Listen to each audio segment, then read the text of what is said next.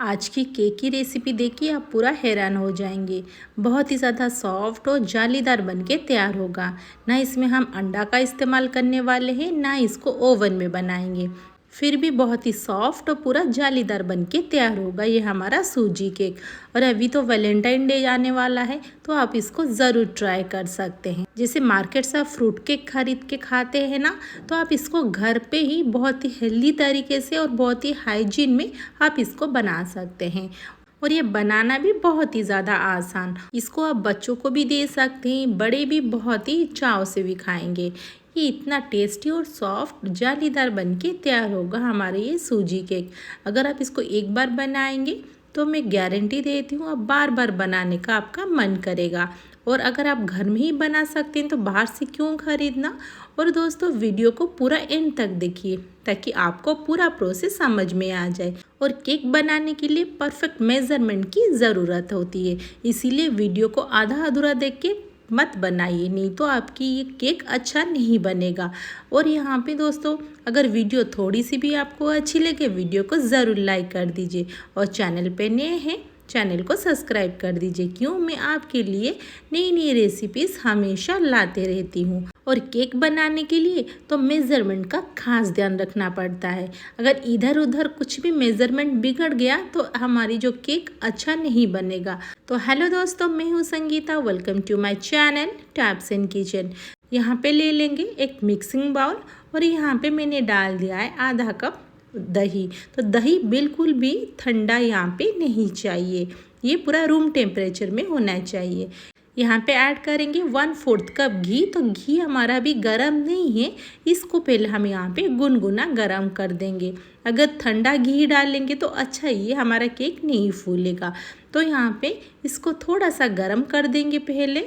ज़्यादा बिल्कुल भी गरम नहीं करना है, नहीं तो हमारा जो दही ये फट जाएगा।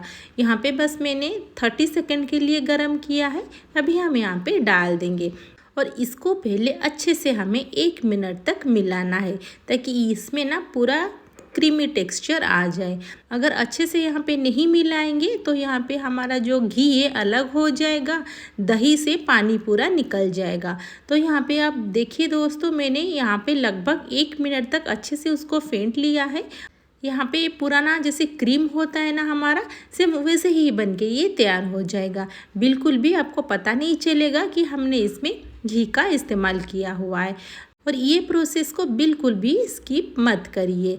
अभी यहाँ पे ले लेंगे एक मिक्सिंग बाउल, इसमें डालेंगे आधा कप यहाँ पे शुगर। आप चाहो तो यहाँ पे गुड़ का भी इस्तेमाल कर सकते हैं।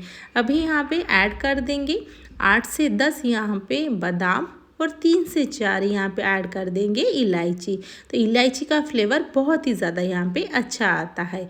अभी इनको अच्छा सा पाउडर बना के हमने अभी जो रखा हुआ आता है घी और दही में डाल देंगे। और यहाँ पे डालेंगे आधा कप मिल्क। तो मिल्क ना मेरा ठंडा है, अभी भी अच्छा से गर्म नहीं हुआ है। जिसमें हमने गर्म किया हुआ था घी, उसी में ही मैं डाल दूँगी गर्म करने के लिए। और इसमें मैंने थोड़ा सा इसके ऊपर जो क्रीम आ जाता है ना, इसको भी यहाँ पे मैं यूज़ कर लूँगी। मेरा क्रीम इसमें था इसीलिए मैंने यहाँ पे यूज़ कर लिया है।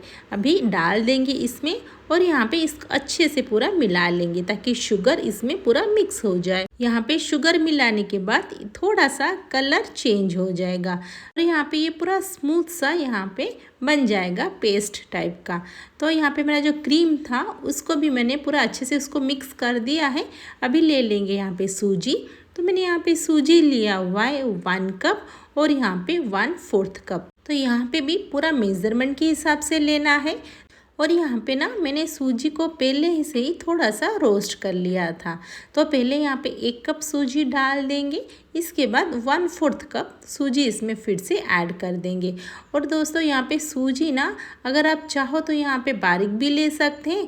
मैंने यहाँ पे नॉर्मल सूजी का इस्तेमाल किया हुआ है। आपके पास जो भी सूजी है उसी सूजी का आप यहाँ पे इस्तेमाल कर दीजिए। बट मैंने यहाँ पे रोस्ट करके यूज़ किया हुआ है ताकि इसका कच्चापन अच्छे से चली जाए। तो मैंने यहाँ पे उसको मिला लिया है, उसको भी छोड़ देंगे 10 मिनट के लिए अच्छे से फूलने के लिए।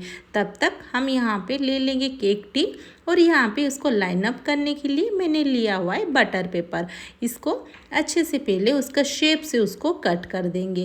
और यहाँ पे बटर पेपर डालने से ना बहुत ही अच्छे से हमारा जो केक है वो डिमोल्ड भी हो जाएगा और नीचे बिल्कुल भी नहीं जलेगा। अगर आपके पास नहीं है बटर पेपर तो कोई बात नहीं, आप यहाँ पे खाली अच्छे से घी में ही केक टिन को ग्रीस कर लीजिए। तो यहाँ पे हमारा जो है देखिए बटर पेपर अच्छे से पूरा कट हो चुका है। अभी हम यहाँ पे पहले लगा देंगे थोड़ा सी घी, उसके बाद हम यहाँ पे बटर पेपर डालेंगे। अगर आप यहाँ पे घी यूज़ नहीं करना चाहते हैं तो आप ऑयल का भी इस्तेमाल कर सकते हैं। अभी इसके ऊपर और थोड़ा सा लगा देंगे घी, तो अच्छे से पूरा सेट हो गया है।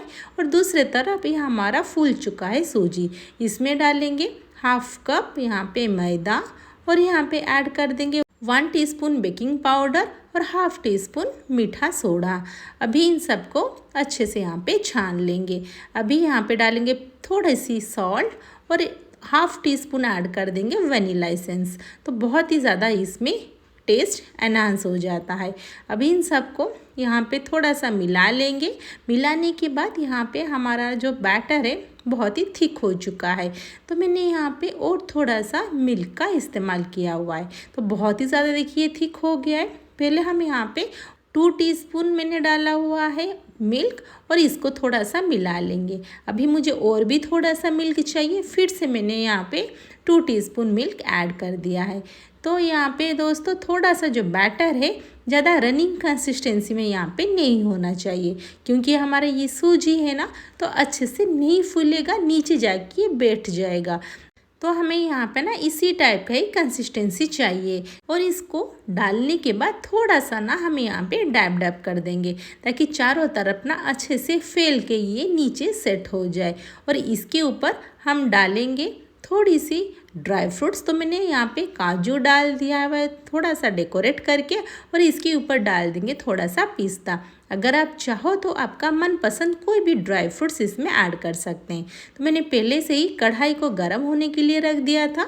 अभी हम यहाँ पे इसको डाल के इसको 40 मिनट्स के लिए पूरा लो फ्लेम में बेक होने के लिए छोड़ देंगे। तो यहाँ पे देखिए 40 मिनट्स के बाद मैं चेक कर रही हूँ, जो यहाँ पे पूरा कॉर्नर में है ना बिल्कुल ये नहीं छोड़ा है, तो हम इसको फिर से 10 मिनट के लिए बेक करने के लिए छोड़ देंगे। तो यहाँ पे लगभग मेरा पूरा 50 मिनट्स हो चुका है। अभी देखिए पूरा ये छोड़ चुका है और कलर भी अच्छे से पूरा चेंज हो चुका है।